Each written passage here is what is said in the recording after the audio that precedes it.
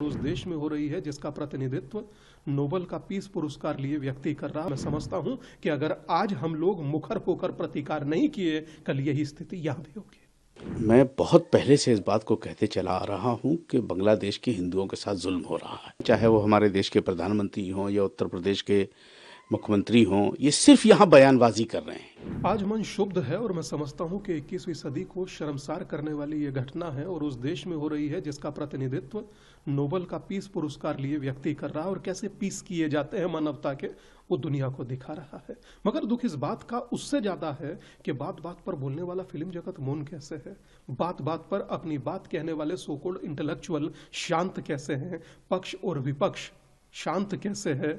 मुझे लगता है कि आज आवश्यकता है 100 करोड़ हिंदुओं को अपने बांग्लादेश में रह रहे हिंदू भाइयों के लिए बोलने की।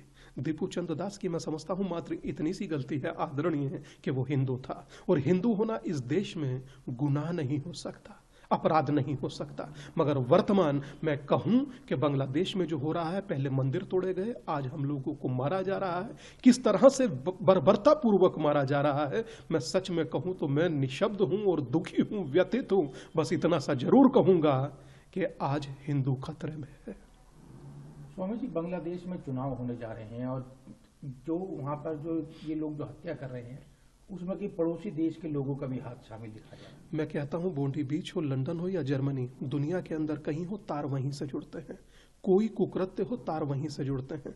और रही बात, मैं समझता हूं कि SIR अब इस देश में होना बहुत जरूरी हो चुका है, और इस तरह से हो कि देश से निकाल घुसपैठियों को बाहर किया जाए और वहां से लाने वाले जो हिंदू शरणार्थी हैं उन्हें यहां लाया जाए। मुझे लगता है लोग मौन कैसे हो गए जो संसद में खड़े होकर जिहाद की बात कर रहे थे। और आज भाईचारा दिखाने की आवश्यकता है। बोले भारत का मुसलमान कि मैं आज बांग्लादेश के हर मुसलमान से अपना ताल्लुक तोड़ता हूं। लानत है ऐसी मित्रता पर जो अपने भाइयों को मारे, जो अपने रहने वाले शरणार्थियों को मारे। पहले पाकिस्तान में शून्य कर दिए गए, आज बांग्लादेश की यह स्थिति है। मैं समझता हूं कि अगर आज हम लोग मुखर होकर प्रतिकार नहीं किए, कल यही स्थिति यहां भी होगी। मैं बहुत पहले से इस बात को कहते चला आ रहा हूं कि बांग्लादेश के हिंदुओं के साथ जुल्म हो रहा है, और अब तक जो है सिर्फ हमारे भारत में, चाहे वो हमारे देश के प्रधानमंत्री हों या उत्तर प्रदेश के मुख्यमंत्री हों, ये सिर्फ यहाँ बयानबाजी कर रहे हैं। एक टेलीफोन लगाने की जरूरत है प्राइम मिनिस्टर मोदी को कि यूनुस बहुत हो चुका है, अब किसी बच्चे की मौत नहीं होनी चाहिए, किसी हिंदू के घर पे हमला नहीं होनी चाहिए। उसी दिन से हमला बंद हो जाएगा।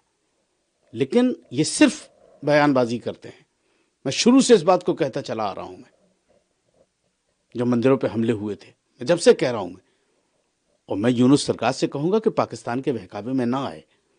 पाकिस्तान आतंकी मुल्क है, तुम हमारे पड़ोसी हो, तुम्हें हमसे रोजी रोटी तुम्हारी चलती है, मत हिंदुओं के साथ कोई जुल्म करो।